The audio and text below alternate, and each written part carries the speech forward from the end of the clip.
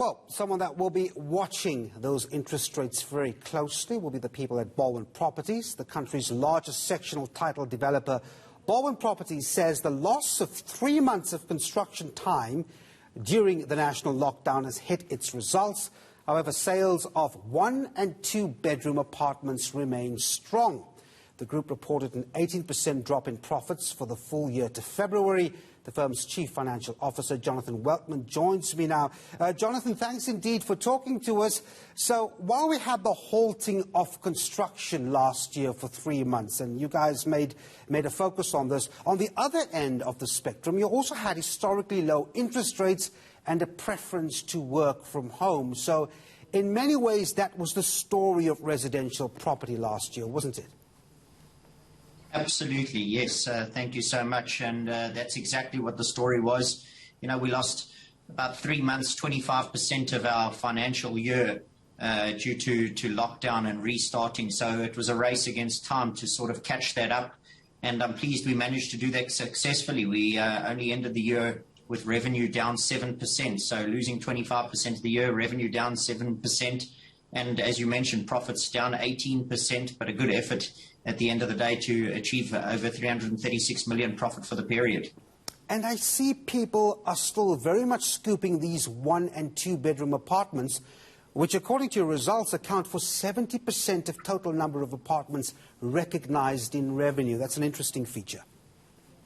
Absolutely, yes. We had 77% in 1 and 2 bedroom apartments, and you know, our clients out there seem to be appreciating the product that we've put to the market. You know, we've had record pre-sales for our upcoming financial year, 2,500 apartments which have been pre-sold for our next financial year. So we've certainly seen strong demand.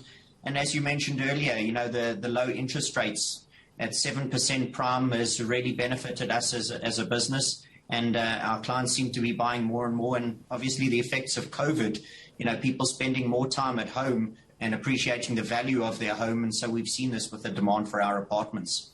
I want to find out what happened with your plans in Sandton here. I mean, you've chosen to cancel that decision of the Wedgwood complex in Sandton. These were units that were priced at less than 1 million rand. So you were targeting a particular bracket here in Sandton. Explain to me what exactly happened with that initiative and why other projects don't probably face the same risk. Sure. Wedgwood was an interesting one. It was a venture that we looked to a new brand and type of brand that we were going to do. But we're still now focusing on our classic, our green and our signature developments. And that would have been our 4th type of brand, our lifestyle apartments. But unfortunately, from a risk perspective, it really didn't fit the profile of Balwin, which has really been tried and tested over the last 25 years. Which is a multi-phase construction done on a phase-by-phase basis, versus this, which would have been a high-rise development, which is a single-phase construction. So we decided against it from a variety of reasons, but largely around the risk of single-phase construction. And it was a decision which was done internally through our EXCO, and subsequently, you know, decided on and agreed by our transaction committee and board, which we had a lot of risk metrics in place to make sure that there wasn't putting our business and shareholders at risk. And we thought it was the right, prudent decision. And so we've decided against that. And we've still got an enormous successful pipeline which we can operate off, which is over 62,000 apartments. And so we've taken that approach. And it's not the right time to do something that risky in the current market condition. But then just finally, what's your take on the property buyer at the moment? I mean, you know, you're still looking at Moycloth Mega City, for example, a lot of tie-ins with government. But I suppose you'll be watching that interest rate announcement on Thursday. We know it's going to be kept steady for all intents and purposes, but you really would be looking at the state of the economy, what's happening with particular brackets, jobs, for example. What's your take on the state of the property buyer and consumer at the moment?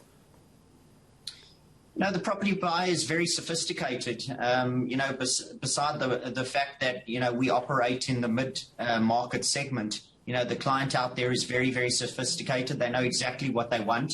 And that's why there's been a huge shift to make sure that we've got lifestyle centers, which are 6-star green rated. There's a huge focus on the lifestyle element. You know, we've come with elements to our buyers out there, which is crystal lagoons, the first Crystal Lagoon in Sub-Saharan Africa, which we did in Pretoria East. We've got our second one coming in Munyaka.